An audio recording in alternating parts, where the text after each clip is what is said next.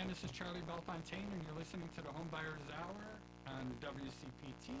I don't know. There it Could be is. a little flareful That was there. nice. And I'm sure you hear that a lot. You know, it's just a nice welcome name since it means Why did my hand just do this? I don't understand.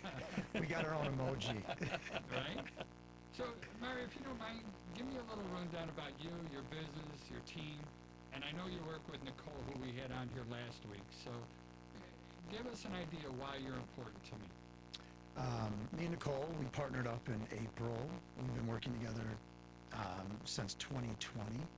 We are out of the Devon office for Dreamtown, Northwest Side on the Edison Park Ridge border. I'm from Norwood Park. Parents still there. I currently live there. Nicole's living in Park Ridge. She's from Jeff Park. You know, we've been able to put a big imprint on the Northwest Side and helping buyers and sellers. And I think our approach to our clients and the market is unique. We tend to try to give back first, and we do that in many different ways throughout the year. And we tell our relationship starts, and we live by that. So I want to dwell on that today more.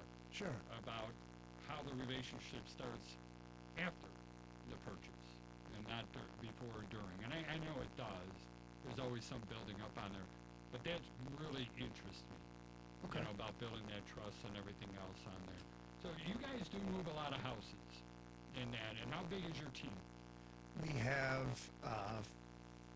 including me and Nicole, we have 3 additional, so 5 total. Are there any coordinators in there? We have a virtual assistant out of the Philippines, Mia. She is amazing. Nope, that's all good. I thought there was more to it Oh. than that. I'm sorry, no big deal. No. But no, having a good VA and stuff like that, I do the same thing. It's amazing when it comes to that stuff. But I want to go ahead and introduce Patrick and Joey, get them involved on here, then let's get back to the hard truth stuff. Patrick, please.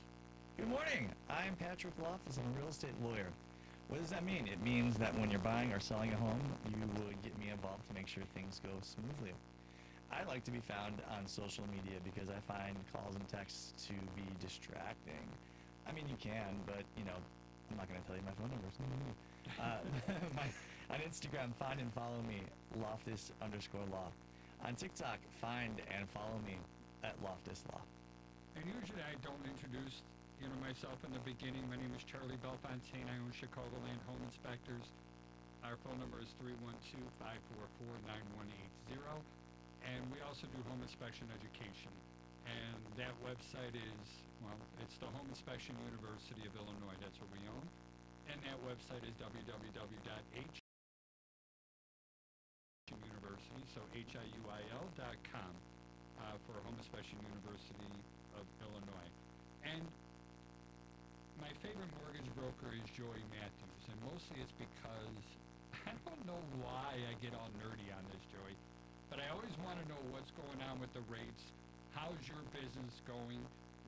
Is the phone starting to ring off the hook now, and what are those calls versus what they were a week ago? And Joey, before you start, I just want you to know, this is going to be broadcast on Saturday. Now, we are recording it Wednesday morning before Jay Powell has told us what's going to happen. So you're going to be checked immediately after you say what you're about to say.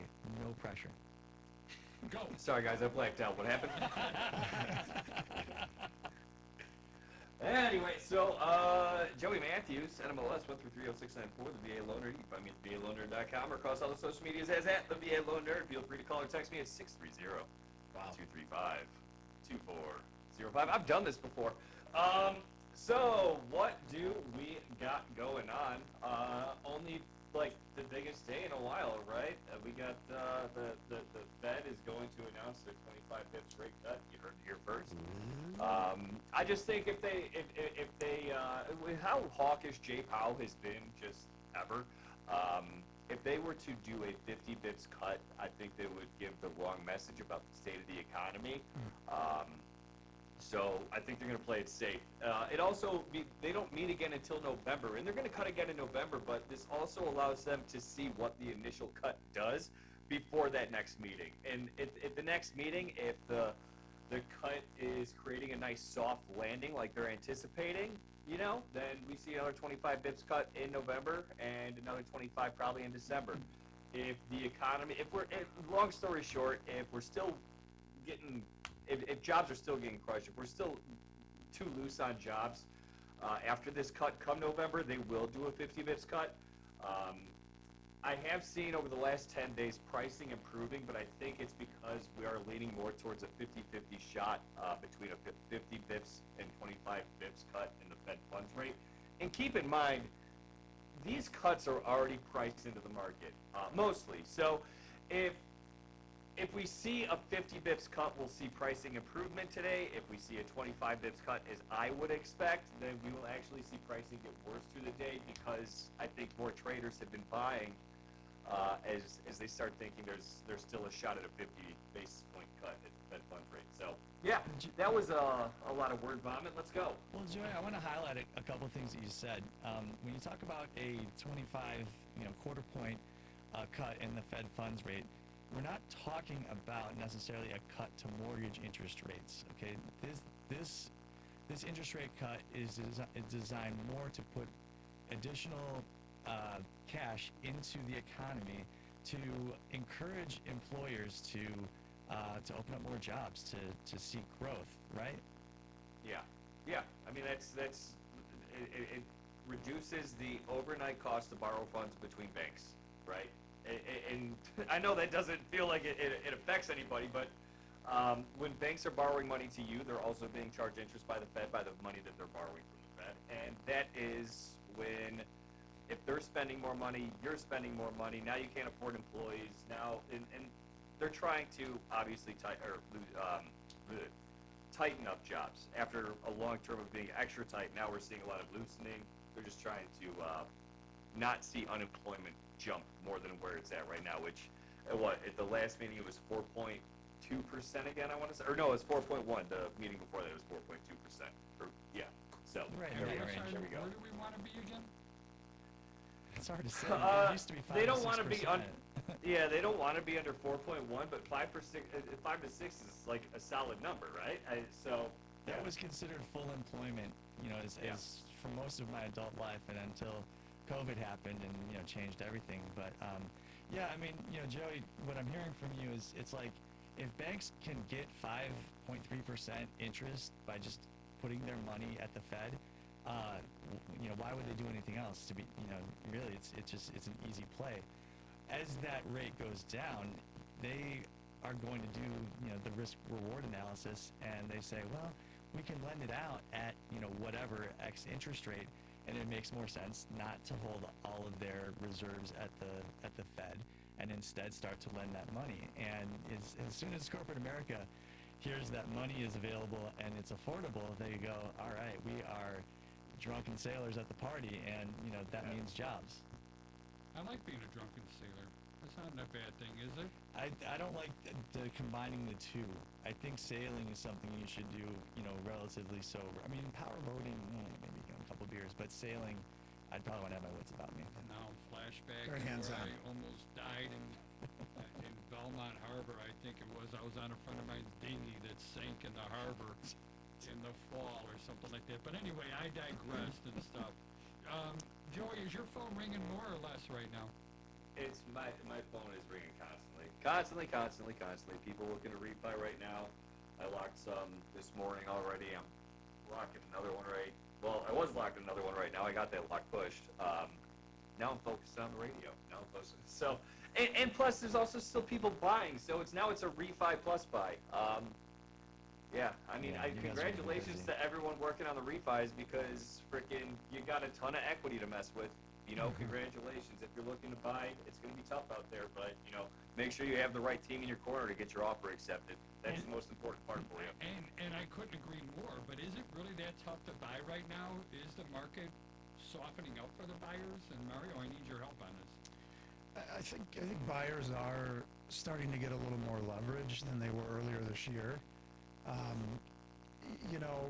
Negotiations are coming down a little bit. There's not as many buyers attacking properties, and it all depends on the market that you're in. I saw Glenview being heightened this year and some of the northwest suburbs, but there's micro markets that are stabilizing a little bit, and there's a little bit of uncertainty right now too. There's a lot going on, especially with today and the election. I think it's keeping people on the couch, not getting up and operating with confidence.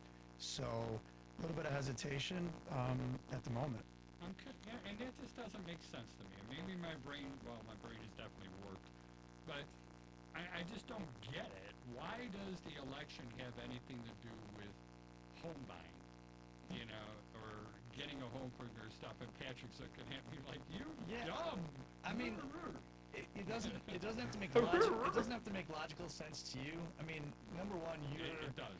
You do a real estate podcast, right? And so you talk to real estate professionals on a weekly basis. You've been doing it for 2.5 years. Yeah. And so your mind is what you have is the curse of knowledge. And so to you, I mean, it's I didn't make that up. I mean, it's to you, you're like the election. There's those two things aren't connected. But honestly, and I'm sort of in the same boat as you. I sort of don't see that those two things as logically being connected. But all you have to do is look at history. When we get close to an election, it does freeze people up. They're waiting to see what happens. And Joey, maybe you can chime in on this. Markets are definitely interested to see what happens. Who is going to be in the White House? I could see. Who is going to be in control of Congress? Are we going to, when you have, if one party has all three, and that's something the market doesn't like actually. When it's split up, the market likes that because it means that nothing's going to happen. Joey, before you jump, I think it's the idea, like where we're headed for the next 4 years.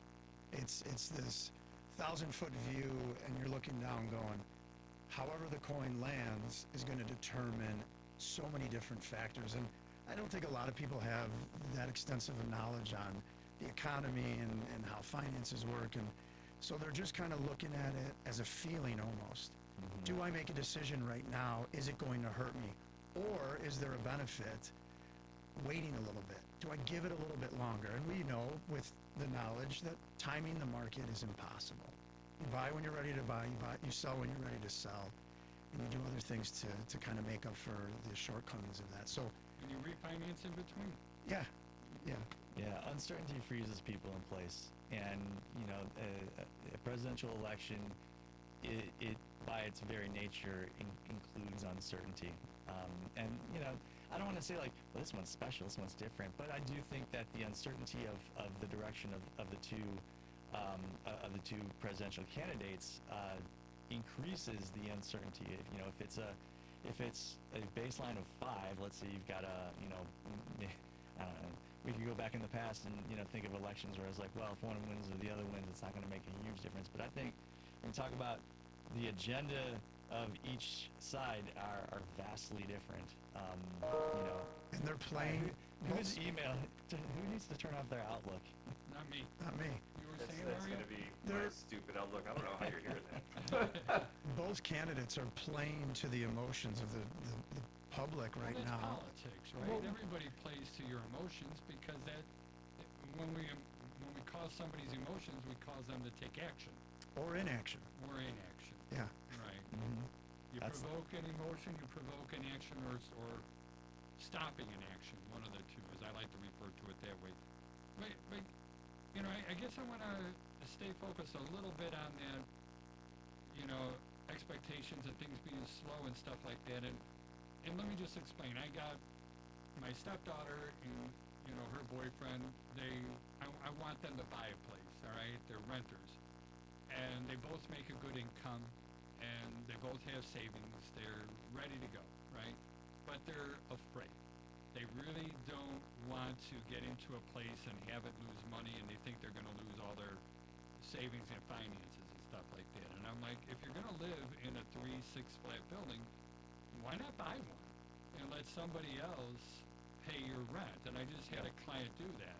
And I don't know if any of you three can give me more of an insight. It's just so hard for my brain to absorb that somebody's willing to pay nearly $3,000 a month in rent, and they're getting higher and higher every time, and then there's really not a lot of rental properties out there, as opposed to buying and being in the driver's seat. How old are they? They're in their mid to late 20s. They're not ready. Man. Yeah, but why? Okay. But why? So I deal with first-time home buyers a lot in this situation, and it starts with asking questions that no one else is asking them, right? To get them thinking in a different way. And one of the first things I ask is, okay, how much are you paying for rent? Let's calculate 2 to 3 years of paying that rent. And usually it's the $3,000 mark or more if they're living in the city. And it's a large number when they look at it that way. And then we jump to the other side of the coin. We say, okay, the true winner in real estate bought yesterday. And in 10 years or in 5 months, that's going to be the person who bought 5 months ago. So I start to get them to think, you're taking a risk, but you're also gaining an asset and building equity. And let's factor in what you're paying for rent over 3 years. There's your cushion, because there's one truth, you have to pay for a roof over your head. You got to do that. That's Food, it, water, shelter. Yep. So if we start to look at it and break it down into, what's the risk, what risk are you actually putting in front of yourself? Does it even exist? Or is it, again, just a thought and an idea that someone needs to challenge for you? Well, I think someone who's in, you said, mid to late 20s, I mean, their identity is probably still, that I'm a young person, and that, owning a home is for someone who's, I know there are quite a few people out there who think that it doesn't make sense to own a home until you're married. Is that the case? No, I don't think that really factors into it at all.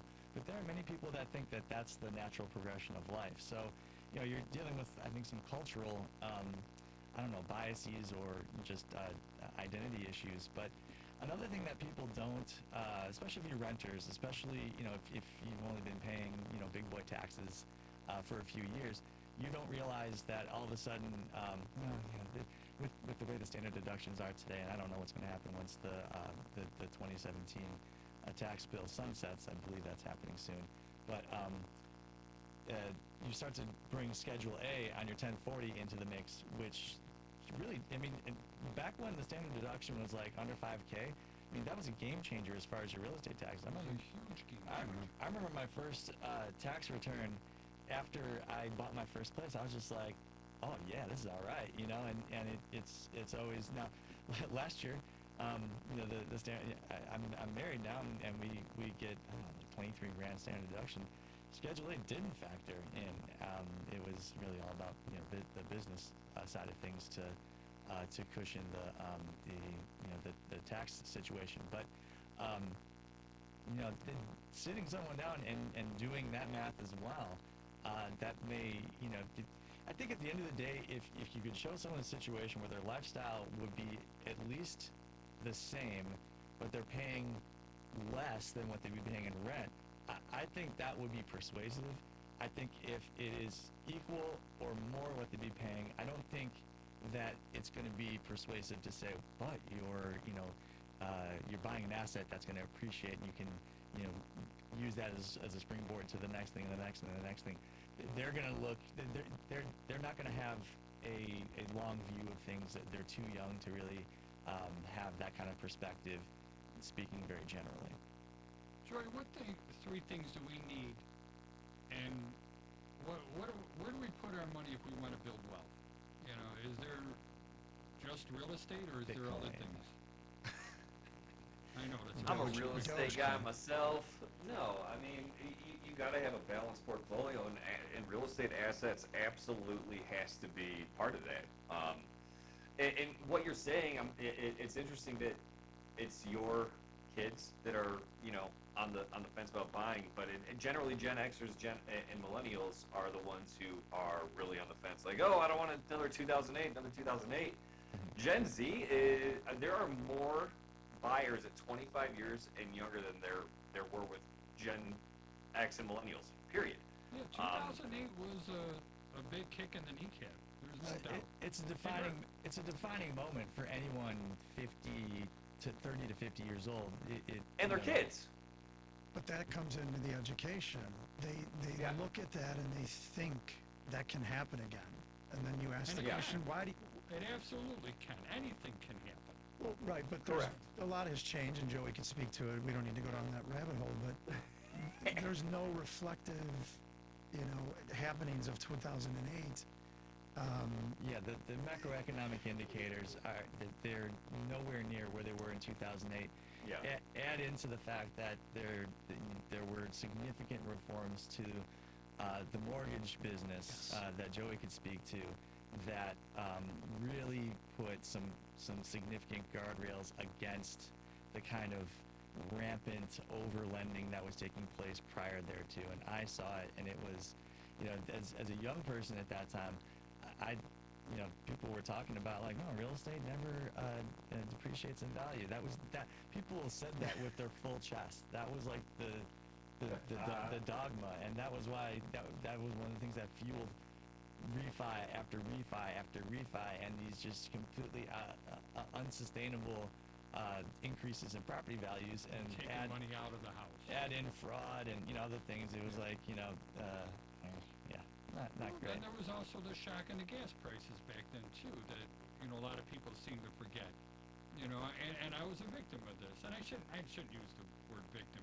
It was my choice and my action. I decided to move far away from my place of employment, and so did my neighbors, so I can have the bigger house at that point in time.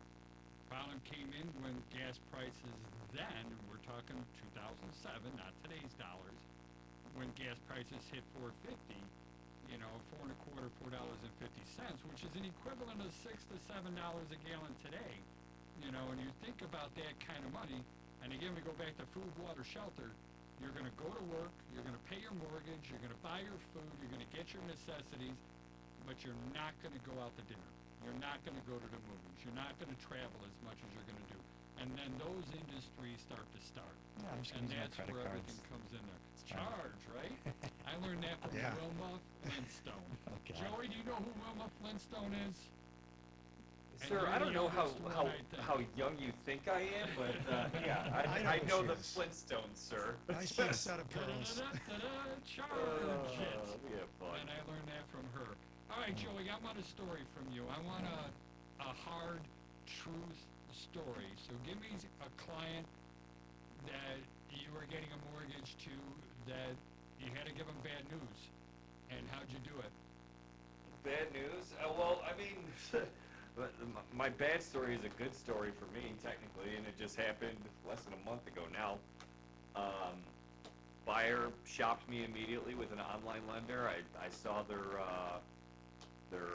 loan estimate. I said I would match it. He was like, oh, well, I'm going to go with them. They already have, my bank, blah, blah, blah. I'm like, all right, hey, well, I'm going to keep your file open because they're not going to be able to close this. I know your situation. It's very unique. You actually said that And- to him?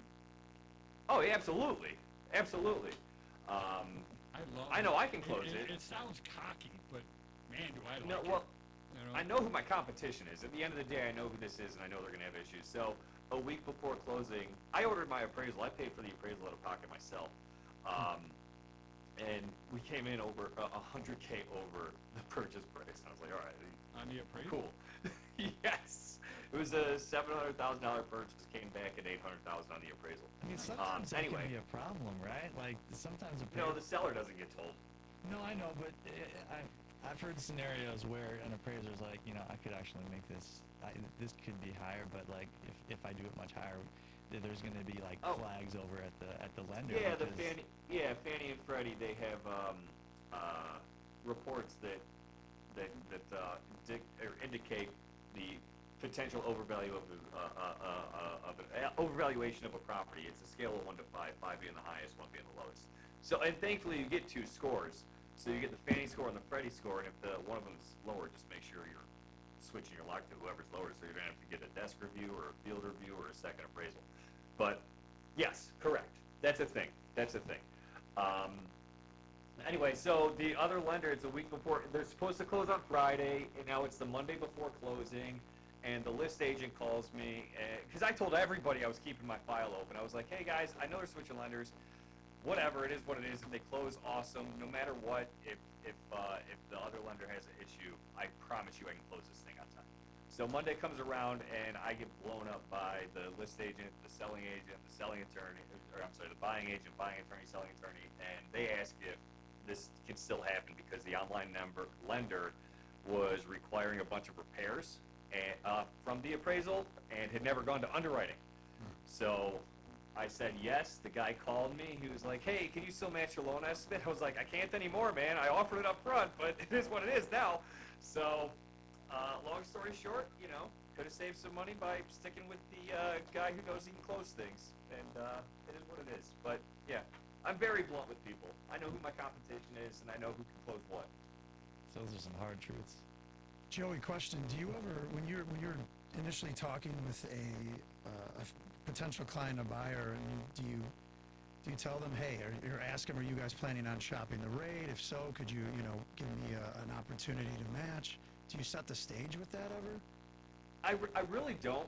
I don't work with a ton of realtors, so a lot of my referrals are direct from other people I've worked with in the past, so other borrowers, so rebuyer purchase borrowers. Okay. And so, generally, the triangle of trust is developed through that.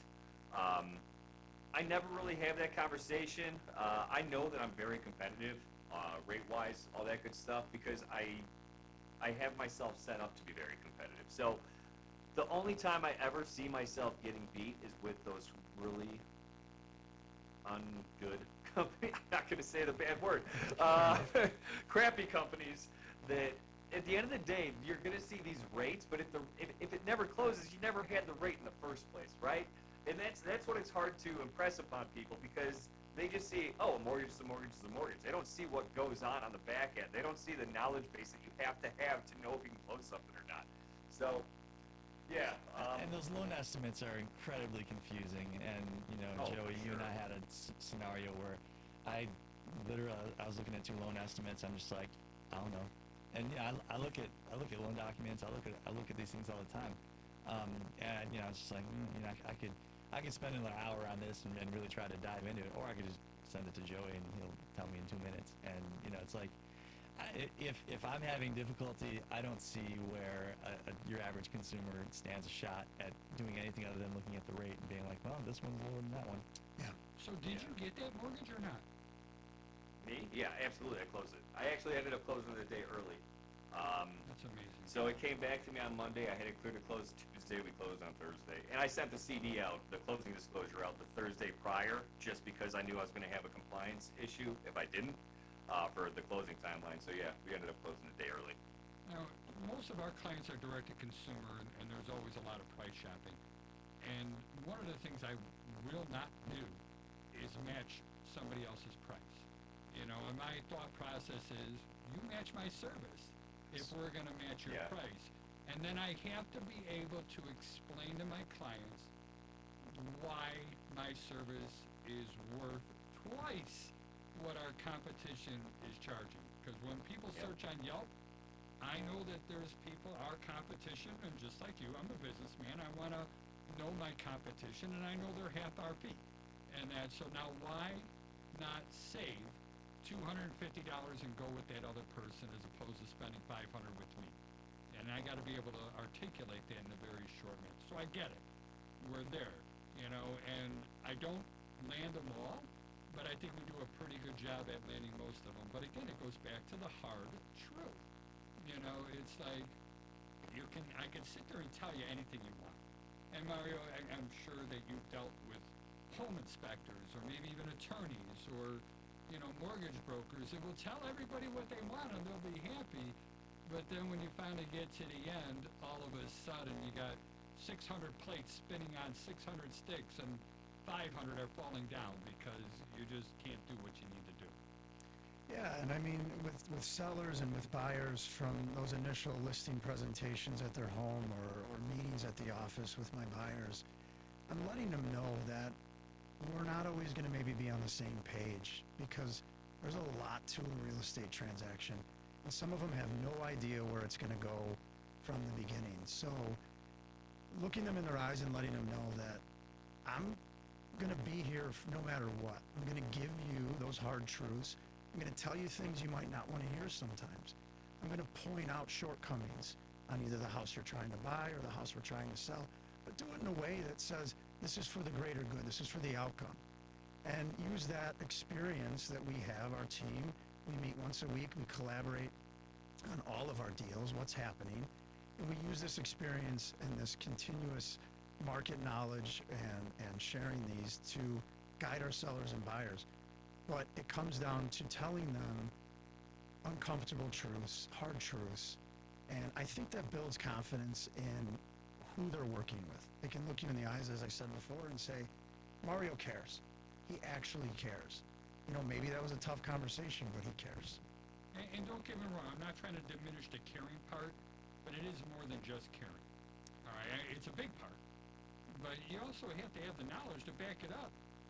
You know, if you're inexperienced and you're just not able to have that knowledge, because, I don't know, I keep repeating over and over again, we're in the education business, all right? That's all we do. We're consultants. We give the knowledge to our clients so we empower them to make good buying decisions, period, all right?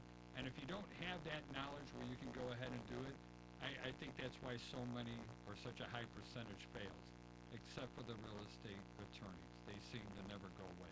We don't. Yeah, we're like cockroaches. I prefer bad boogers. Honestly, you just flick your finger. you know, I love real estate attorneys. You guys are fantastic in this I only industry. like Patrick. well, I mean, look, if experience, well, let me disagree with you about something here, and that is, I mean, sure, do I want to hire a lawyer who is freshly out of law school, who cares a lot but just doesn't have any experience? Probably not, because that person needs some seasoning. But do I want to hire a lawyer who's been doing it for 10 years but cares a lot and is going to do what is necessary to gain the knowledge and information to competently represent a buyer and cares, or seller, as opposed to hiring some guy who's been doing it for 40 years and it's just like, you know, he's just passing time until they get to move down to Scottsdale permanently. I want the guy before. I don't want the person, right? The guy is, you know, not supposed to be saying those sorts of things, but I think caring matters probably even more than the experience. Like experience, and once you have a baseline of at least understanding where to find issues. I mean, I'm constantly learning. I'm a better, more experienced, Me too. better with more background lawyer than I was 5 years ago. Doesn't mean I was bad and no one should hire 5 years ago me. Fortunately, many people were happy to hire 5 years ago me, or else I wouldn't be sitting here today. But yeah, I think that the experience without the caring part that doesn't do much for me. Yeah, I guess I maybe didn't highlight that. I feel like I put that first and forward. Obviously, we have the experience, our team, and the amount of clients that we help every year. But we use a lot of case studies. Me and Nicole have always tried to build, either in conversation, but even marketing pieces, to have an experience where a hard truth or a situation that went south in our experience, we were able to get the client a good result. We highlight that. We take note of it. And Give me an example then. Highlight one for me, please. Oh, you're putting me on the spot. I always do. And look at the bright side. I didn't wait till the last minute and then ask you that question. No, I mean, there's probably better examples, but one that just comes to mind is, you know, when you're sitting with a seller and they want to fight you on, you know, staging or doing something with the house, or fight you on the little nuances that you know help determine value of a home. Because that costs money up front, right? Yeah, and we've taken that cost sometimes when we know that it's going to help the outcome. You know, that's what we will do selfishly if we see that being the one variable to get them a good result. So let me jog your memory a little bit, because you told us a story at breakfast that I think might be a good example here, and that is Thank you. where you had a client who just the house wasn't selling because of problems with the roof, and I think you found a pretty creative solution to that problem that ended up with a very good result for the client. Yeah, so we had put a property under contract a couple times. The siding was in rough shape, the soffits, the roof, some of the gutters. And the client didn't want to spend that much money to sell it. And They never do. you know, with something like siding and roofing and fascia, it's tough. It's tough to look at. Expensive. It's a lot of money. It's expensive, but it's tough. It's an all or nothing deal because you can't replace one piece of vinyl siding. Exactly, and you mentioned this with in another scenario at breakfast too. Buyers are walking in, they want to see a newer kitchen. They want to see a new updated bathroom or hardwood floors where there was carpet. It's the sexy stuff. A roof, a siding, those are things that a buyer takes for granted. Like, you know what, it keeps water out of my house. And if it's new or 10 years old, if it's doing its job, it's doing its job. In this case, it was too much. And at the price point, the buyers coming in didn't have the capital to say, I will be able to replace this in the first year or two. So I came up with a creative idea. Let's talk to your insurance company. Let's see if we can do something here. So we put the property on temp, and we ended up getting them the complete new roofs, soffit, gutters, fascia, downspouts, and we went and sold the property for another 40 grand. That's huge. Yeah, it was a great result. Yeah, And it was something I had never done before, but again, to experience, that will be something I think of in the future for sure. Yeah, I mean, I think more than a few agents in that scenario, they might have either just said, well, eventually we'll find a dumb buyer. Drop the price, drop the price. Yeah, we'll find it Again, where naive. goes, either you don't know or you don't care. You need both. You need the care and the knowledge. And I told him, I said, we can drop the price and eventually fire sell it, but that still doesn't put money in a buyer's pocket. That's 30 grand minimum to do all this work. If they're at 5%, and where are they going to come up with the cash? Even if they're getting the house 50 grand less than where we maybe started, it doesn't solve the problem. So, creative solution, good outcome. Now, the good news is that I'm going to trigger Joey here a little bit, I think. Nice. Exactly. So, the good news is with the climate change that's happening. Oh, God. Sorry, everyone. I'm That's surprised. gonna trigger me? All right. I'm We're going to get surprised more that. storms, more hail damage, more tornadoes, more everything else, and more opportunities for insurance claims that come of it. But I really, and somebody please tell me if I'm wrong or not, but if I have a house, and I buy a house, and it has hail damage that happened within the past year, but I take possession of this house, is that considered pre-existing? So once I get my new insurance, I can't claim that roof. You can't. I mean, you could try, but it would be, would probably technically be denied. speaking, it would be an insurance fraud. To try to claim Fraud. pre-existing. Well, sure, so that insurance policy covers, it's going to be I believe it would be an occurrence-based policy, so Yes. not a claims made. So, and reach out to me on social media if you want me to explain the difference between those two. But anything that happens after the start of that policy, before the start of that policy, that's not what's meant to be covered. What's meant to be covered is anything that happens after. So if it's existing and you go, maybe I'll sneak this one by my insurance company, yeah, that's fraud. That's fraud. You're trying to make a claim on something and But you're if trying you to tell you're trying them to the truth, it's not fraud. if you tell them the they truth, deny they'll just it. be like, I'm not even coming out. Right. They'll just deny it that comes in there. You're And- going to add? And I've learned a little bit more in-depth knowledge on the process. These insurance companies have software and systems. I mean, they can figure out the size of the hail in very, very micro patterns. So you're not going to fool most of them. They have the data and the storm information to call you out on it. Oh, But you know they've who got else so much has the data? information. Are the private insurance adjusters. Oh. They get access to that same stuff. Yeah. And that's, let's just say not everybody's going to be in your best interest as a homeowner, all right? Maybe your insurance company's not going to be there 100%. But finding another private person, another consultant that knows the rules and understands what the insurance companies are governed by and able to help you get the full benefit, that's not a bad thing. I know they get negative phrases thrown at them like storm chasers and things like that. But, we work with two good roofing companies that are also insurance adjusters.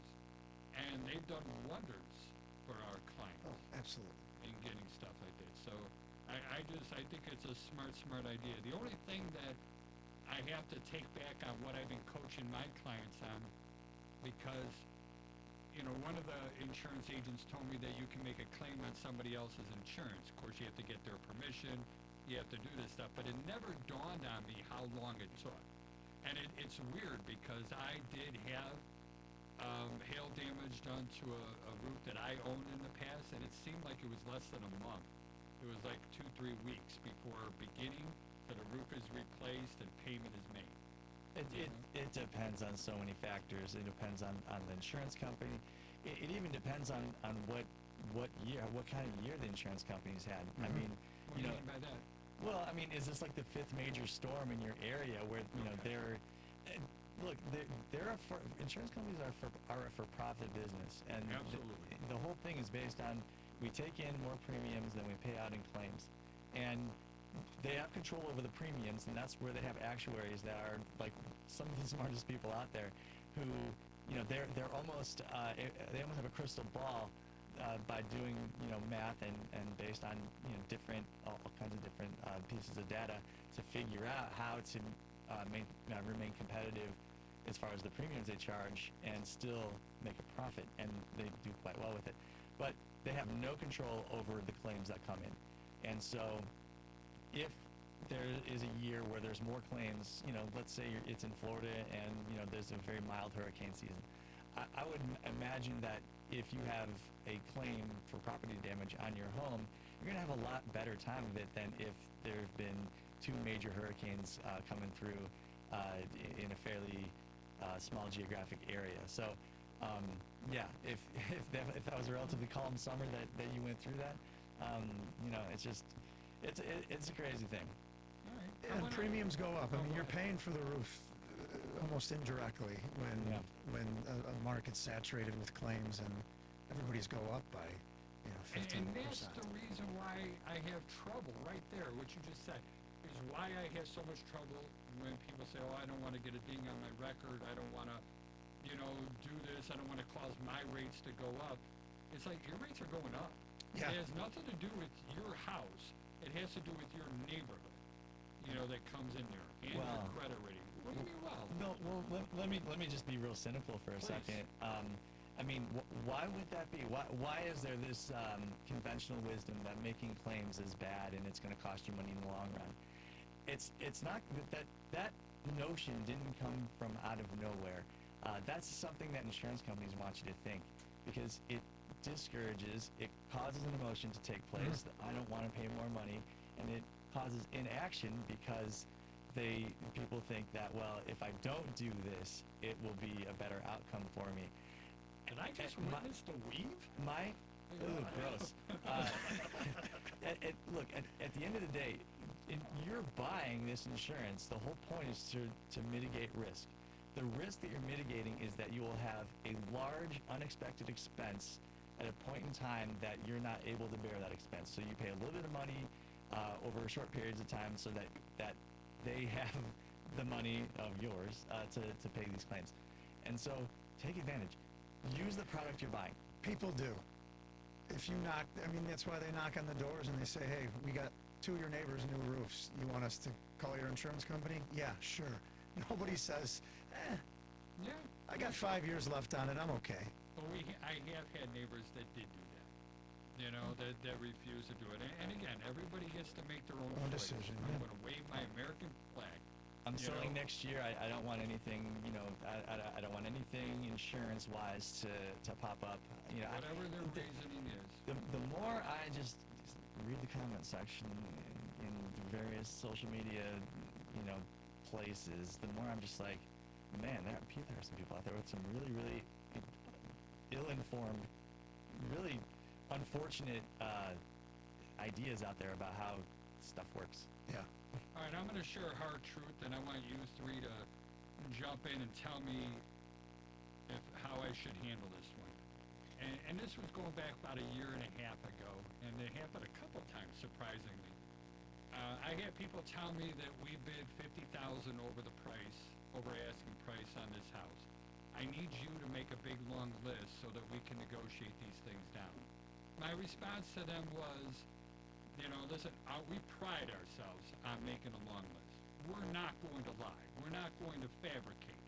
We're going to take our time. We're going to go slow. We're going to document it. But it is what it is, all right? And that's all there is to it. Goes, yeah, but I want to have the tools to negotiate.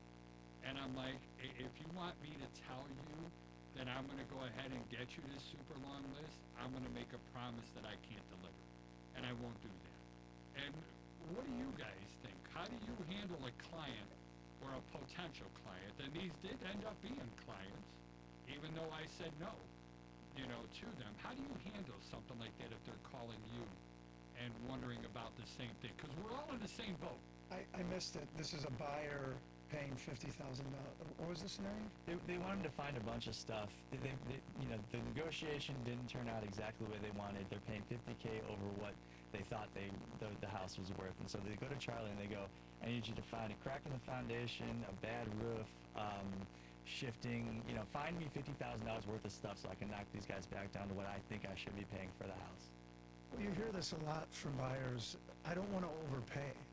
And I go, well, what's your Nobody definition? does. No, I could buy into that. But as they say that, I ask them a question right away. I go, what is overpaying to you? Explain what your definition is of overpaying. And they usually get tripped up. Well, let's talk about it. Let's dissect that. Do you have this notion that in competition, the price gets driven up? Are you really overpaying for something? Or are you just competing for it? If three other people are willing to pay what you're willing to pay, are you overpaying? And so it goes back to, just asking questions and getting there. But I tell them in the beginning that the inspection's not time to renegotiate price. I say that from my first meeting. I tell them also that I'm going to fight for you if there's opportunities. But they need to understand that that's not how you go through a real estate transaction. No, you really, first of all, if you are looking for a bunch of stuff wrong with the property, I'm assuming that they're not asking you to fabricate an inspection where you're finding things that don't exist, because that's just outright dishonest. And to expect a licensed professional to get in bed with your dishonesty, I mean, find a dishonest professional then, because that's not who Charlie is, and that's not who most people will are. tell you what you want to hear in order to get you to be their client. And that's where I think this hard truth. Sure, really maybe comes they from. would say, I will find as many things as possible, and then they'll do the inspection they do. When a client comes to me and at that point the inspection is done, and they go, well, this is how much I want. We go through the inspection, and sometimes I just have to say, look, I appreciate where you're coming from. We'll do what you want, but this is the good news for you is that this list is fairly innocuous. There's not much here. It's a good house. You should feel good about that. I don't have $10,000 worth of things to, even if I make this list look as, using my fancy lawyer words, I can try to make this list look as dire as possible. I'm never getting a 10K. So we'll ask for 10K if you want. I'm not going to be able to provide a 10K list, and we're likely to fail unless there's some information that we're not aware of. The hard truth there, I would say then this isn't the house for you. If this is what you think is the course of action, let's get back on the horse. Yeah, but a couple years ago, it was the truth on just about every transaction. Just almost everybody was overpaying. Some buyers need to walk away from something and to realize that.